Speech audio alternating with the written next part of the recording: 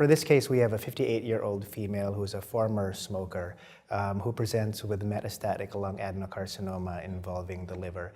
She had on imaging a right upper lobe mass and also, as I mentioned, involvement of the liver parenchyma. And molecular profiling only for EGFR, ALK, and ROS1 returned negative for an actionable driver. PD-L1 staining was performed, but it was below the 50% cutoff. She had an ECOG performance status of 1. I absolutely agree that everyone with a diagnosis of advanced non-small cell lung cancer should get PD-L1 testing up front whenever tissue is available.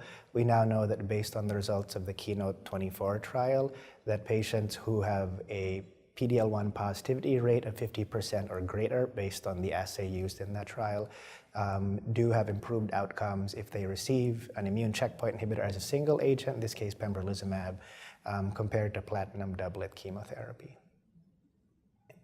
I'll share my experience at our institution. What we do is the pathologists have reflex testing for any sample that's non-small cell lung cancer that's sent to the pathology department. And beyond doing the histologic analyses, the first pass is to do PD-L1 staining and immunohistochemistry for EGFR and ALK, which are rapid tests. And then the rest of the sample is sent off for more comprehensive profiling, next generation sequencing on our internal assay.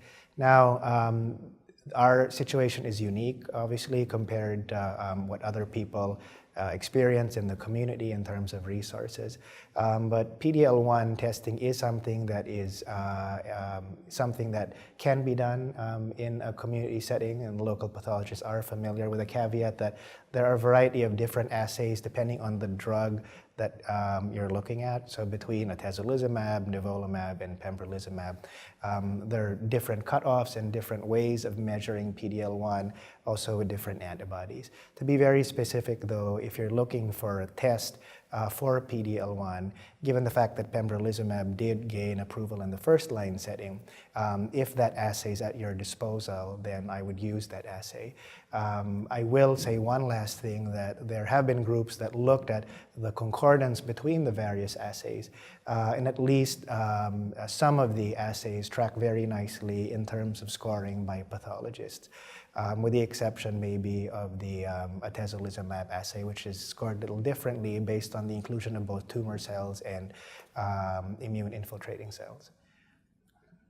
It's very important to recognize the population of patients that was tested in the KEYNOTE trial. So to be very specific, these were patients who had PD-L1 positive tumors, which based on the assay for pembrolizumab was a cutoff of 50% or greater. And in addition, these were patients who were wild type for EGFR ALK. So those whose tumors didn't harbor a sensitizing mutation EGFR or a recurrent gene rearrangement involving ALK like EML4 ALK.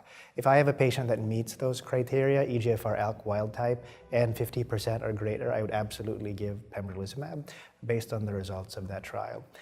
And patients who do not meet that criteria, either they're positive for EGFR or ALK, or if they're wild type, they fall below the 50%, then I would give them standard first-line therapy with a platinum doublet with or without a biologic.